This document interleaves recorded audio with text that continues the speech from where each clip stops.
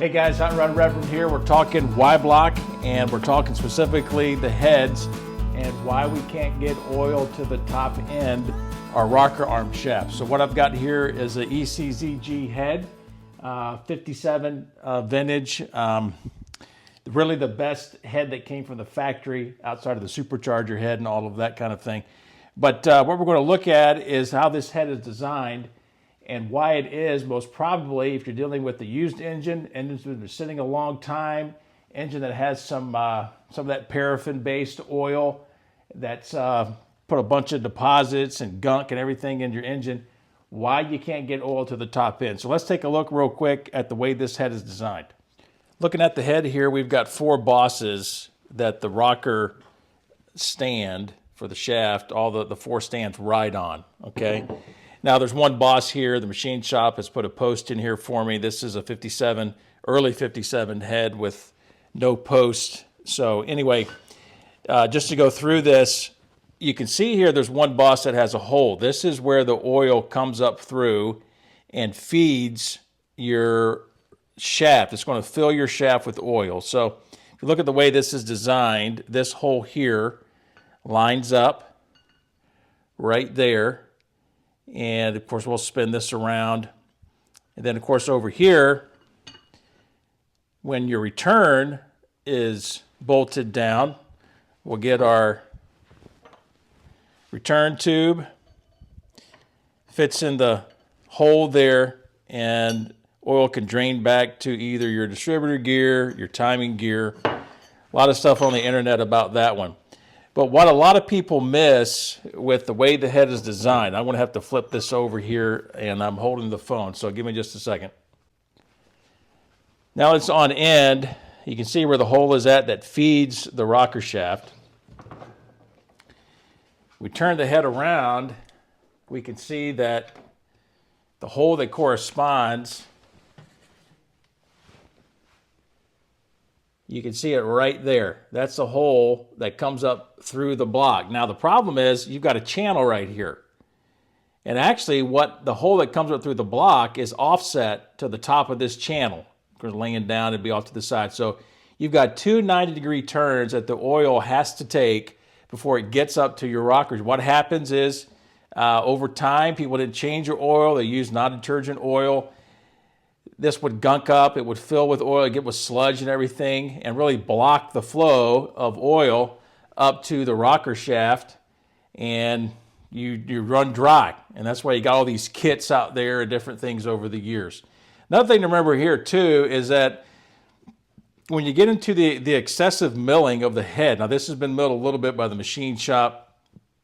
We're pretty good on this one, but the more you take off here, as this goes up solid to your head gasket and everything else, the smaller you make this channel.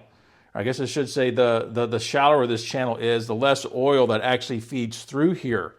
You can get your finger in there and see how deep or how shallow that is to check that out when you have your heads off.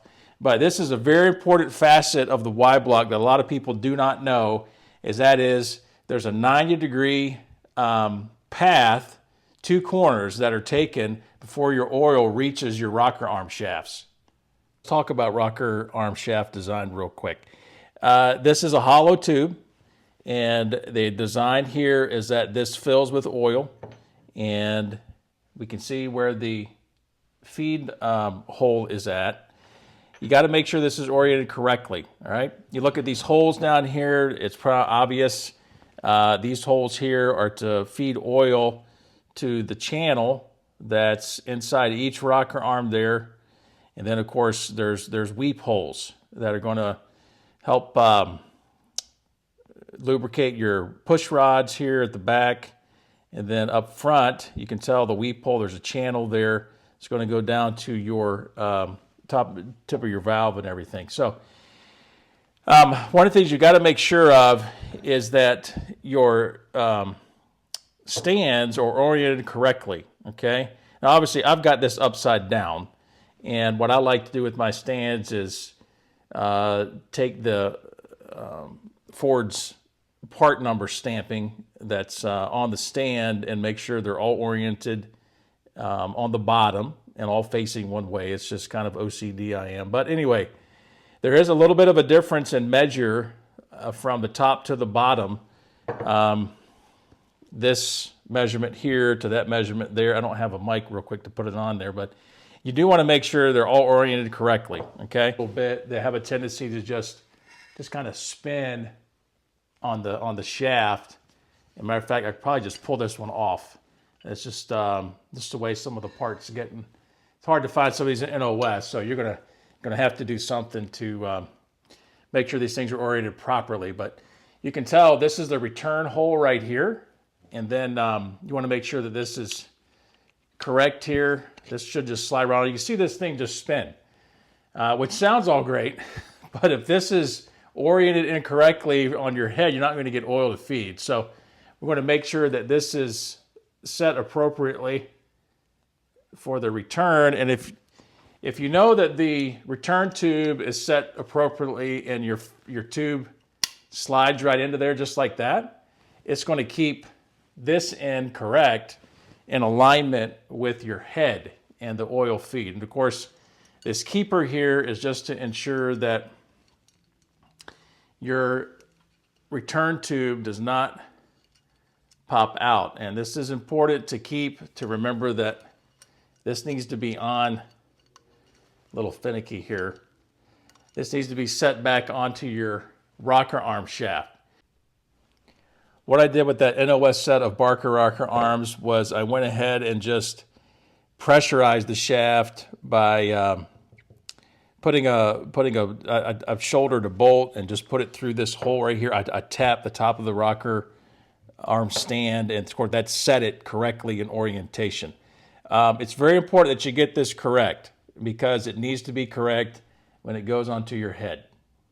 What you're doing here with putting this all back together and making sure that this is oriented back towards either if we're on the passenger side, the oil feed returns coming back to the timing chain.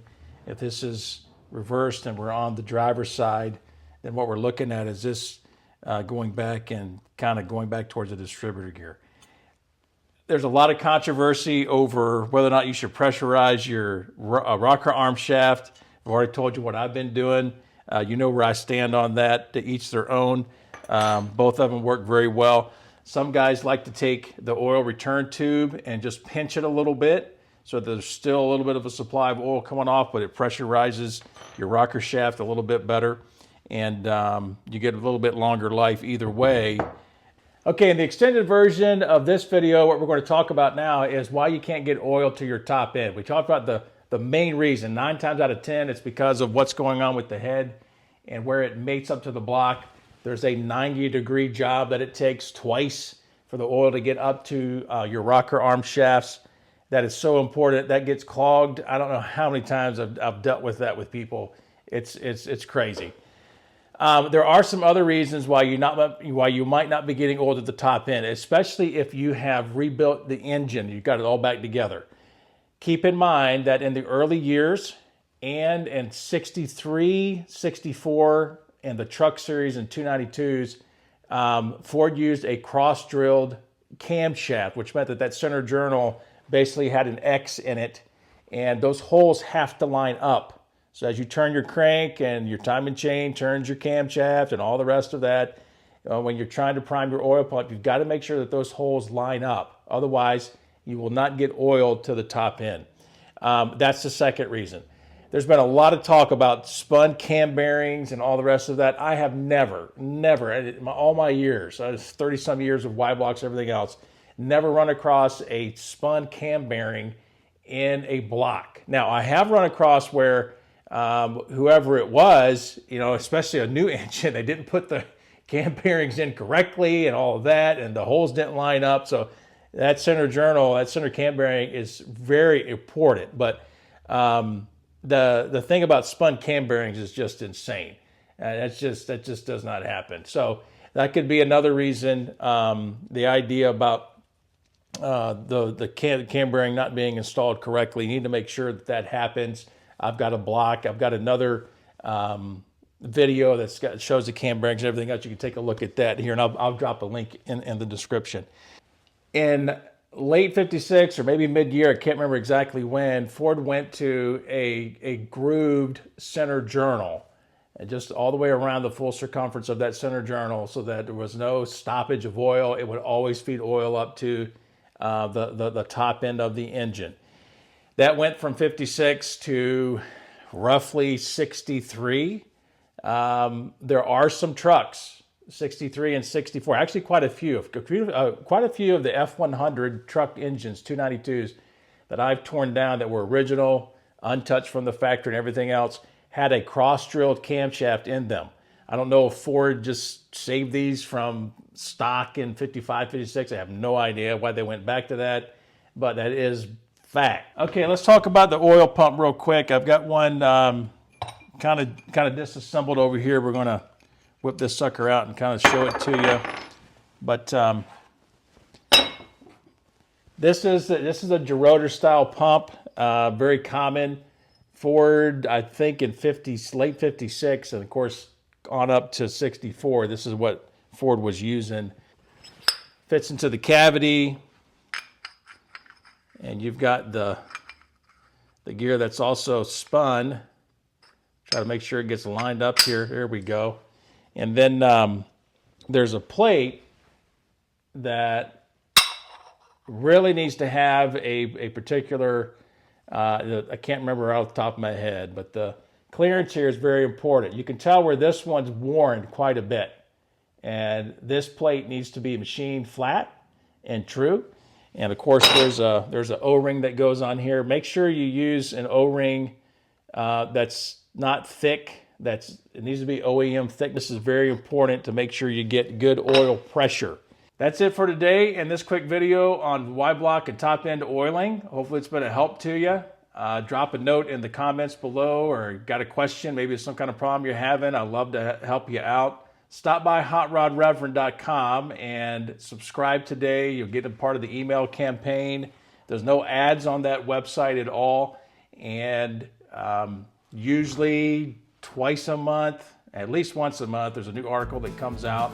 A lot of tech tips, a lot of how-tos on 50s Fords, like my 1955 Ford Club sedan I've owned since I was 16. And enjoy the channel, go through the playlist, have a good time.